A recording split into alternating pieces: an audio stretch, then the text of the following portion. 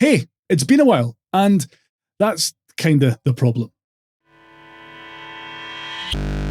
A few years back, Apple released Logic Pro for iPad.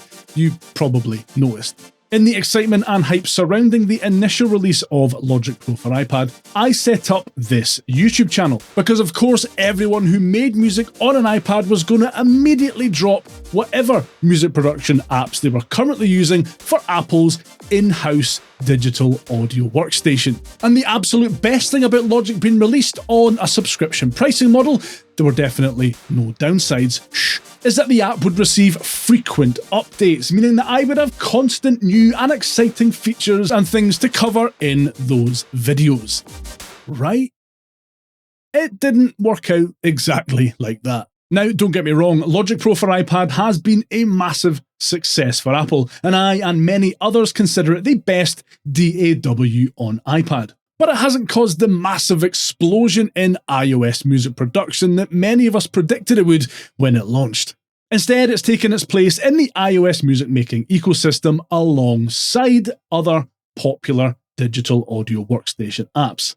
And I think that's ultimately a good thing. It shows that while still criminally under-supported by a lot of music production companies and desktop plugin manufacturers, there is a healthy amount of competition and, as a result, lots of options for any music producers or musicians looking to make music on the iOS platform. It has meant that it's been tougher for me to consistently create content and videos for the Logic Pro Guide YouTube channel. In case you weren't aware, I also run another YouTube music production channel and website called the GarageBand Guide, or GarageBand Guide if you're that way inclined. I originally planned to split my time between the two YouTube channels, perhaps ramping up production of videos on the Logic Pro Guide as the app gained popularity and users.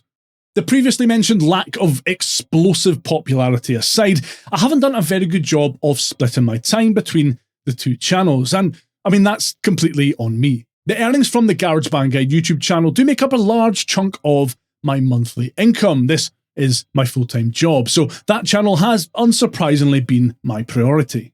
That has meant less uploads on this channel. Few. What?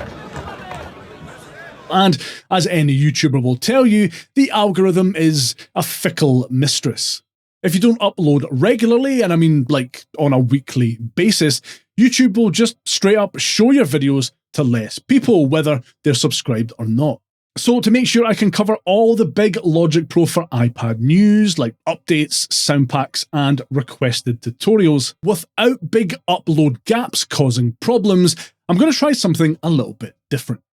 For the time being, there won't be any more uploads on this channel. The existing videos are still there, you can still watch them whenever you want, but any new Logic Pro for iPad content from me will now appear on the GarageBand Guide YouTube channel. And I would love you to join me over there.